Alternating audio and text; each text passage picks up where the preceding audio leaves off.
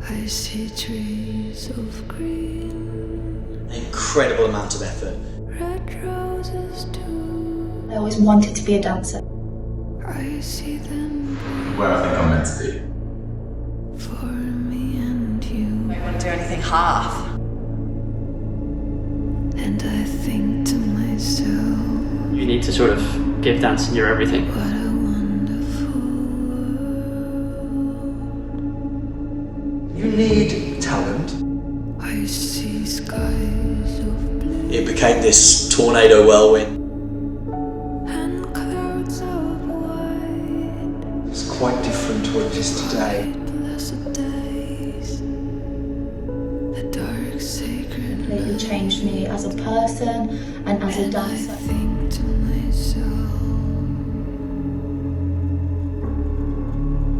what a wonderful Welcome to the competitive world of ballroom and Latin dancing. Elite dance sport where dancers train long and hard to compete at the highest level to win coveted national and international titles. It is a world of glitter, sequins, international travel and beautiful ballrooms. But behind all the glitz and the glamour of the competitive ballroom world, there is a lot of blood, sweat and tears. And no one knows this better than those families that have more than one generation of ballroom dancers in their family. We've all seen Strictly Come Dancing and how it has inspired a whole new generation of dancers. But before this hit show aired for the first time 15 seasons ago, what inspired dancers to take up ballroom and Latin dancing competitively? And what have they gone on to do since ending their competitive career?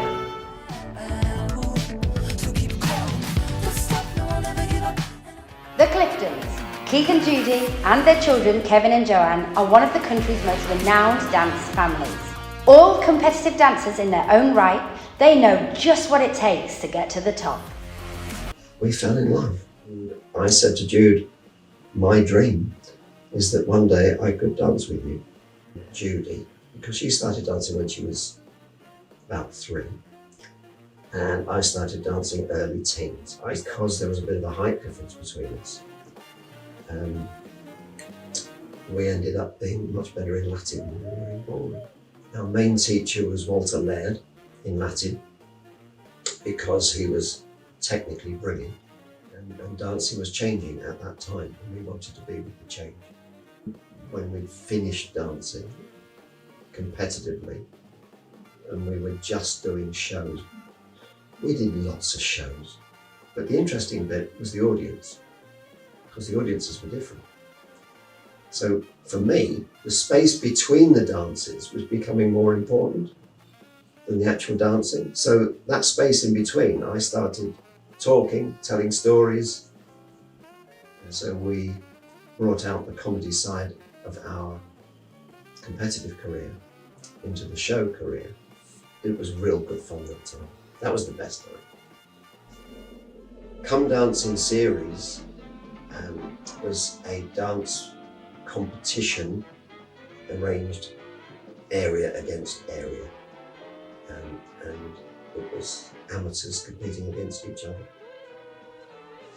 The show ran for 52 years. And it was the only, it was one of the few outlets of dancing on television. So it was good to get on. We performed as amateurs and professionals. Kevin took his career as an amateur to virtually the top 6, and the dancing became more important, and the emotional content of the dancing was more important to him than it was I. He decided to move out and move into the Burn the Floor scene. Joanne took her competitive career to the very, very top, winning a world professional championship. We came second in a world championship, and Joe has always thought that we were so upset about this and not getting that title of the world. She said to me when she was very young, "I'll get it for you, Dad." It was Christmas. And we were sat here in the lounge, opening presents. And I opened this box. And this box had in it her World Championship medal with a little message in the middle which says, "I did it for you. Love you so much." And that meant the whole world. Everything that the two kids have done, we've all done together as a family, and we've supported them equally all the way through. And we are equally proud of what Joanne and Kevin have done. So I was born into a dancing family. My big brother Kevin was a dancer, or still is a dancer. My parents, Latin champions, my auntie, Latin champion, and my grandparents were Hemel Hempstead quick-step champions. The highlights of my competitive dance career, well, I think there was a few really. When I won the first British Championship with my brother, we've actually got that on VHS, the really old videos, because I'm really old. We've got that on there, and basically we've got the moment where we win our first British Championship. Then they call us onto the floor, and we're stood with my mum and dad, and we just run onto the Blackpool Winter Gardens ballroom floor and we won, and that's just an amazing memory for me. It was the World Championship in 2013. I think after all the sacrifices, after living in a different country from when I was 16, moving away from my family, working with my family since when I was 4, it all built up to that one moment. And when our names were called, I was just a little bit, it was kind of like a, I've done it moment. In that same moment, I stood on that podium and I just went, what's next? Weirdly. I was just like, I want a complete change now. And that is when I decided to go to Burn the Floor and then to go on Strictly and move back to England. So I think on that podium, I was just like, do you know what? I am going to take a risk. I'm going to get back with my family and I'm going to start my singing and acting lessons again and follow that dream. Since I stopped competing, I did go to Burn the Floor, I did go on Strictly, and now I'm in musicals.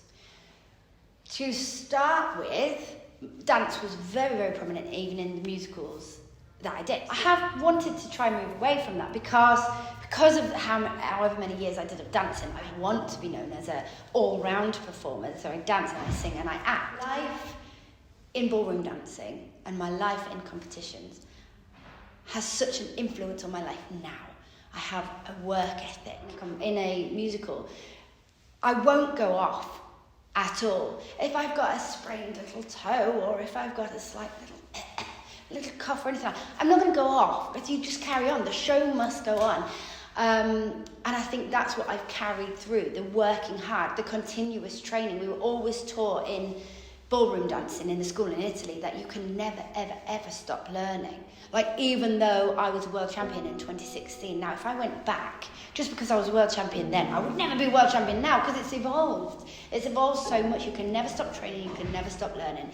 So that is why in my musical career, I have my singing lessons still, I have my acting lessons still, I have dance lessons in other styles that I haven't done before. Just to carry on getting better and carry on getting better, because there's always those who are just coming up behind you and everybody wants to take your spot. You have to have passion. You have to have a heart for dancing. Consistency. Turning up to practice even when you don't feel like it, that's what you need to become a good dancer. Hours and hours of disciplined rehearsal and work goes into a very, very short performance, which can make or break you. If you want to do it properly, competing, it's not, you can't do everything, you have to put your mind to it. Like anything, like a business, you need to be focused on the goal.